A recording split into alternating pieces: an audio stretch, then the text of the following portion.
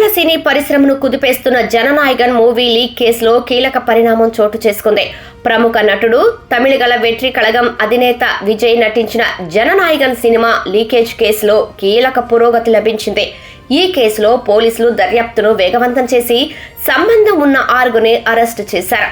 సాంకేతిక ఆధారాల సాయంతో లీక్ జరిగిన డిజిటల్ మార్గాన్ని గుర్తించిన పోలీసులు ఆ ఆధారాల ఆధారంగా నిందితులను ట్రాక్ చేసి అదుపులోకి తీసుకున్నారు.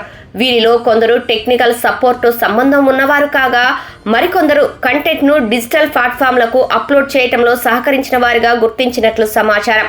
ఈ లీక్ నిర్మాణ సంస్థ నుంచే జరిగిందా లేక బయట నుంచి హ్యాకింగ్ ద్వారా జరిగిందా అనే కోణంలో విచారణ జరుపుతున్నారు.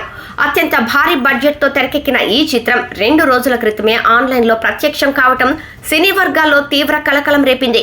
పైరసీ లింకులను వెంటనే తొలగించాలని డిజిటల్ ప్లాట్ఫామ్లను ఆదేశించారు. జననాయగన్ చిత్ర విడుదలకు ముందే సెన్సార్ వివాదాల్లో చిక్కుకుంది. ఈ నేపథ్యంలోనే సినిమా లీక్ కావటం నిర్మాతలకు మరింత నష్టాన్ని మిగిల్చింది.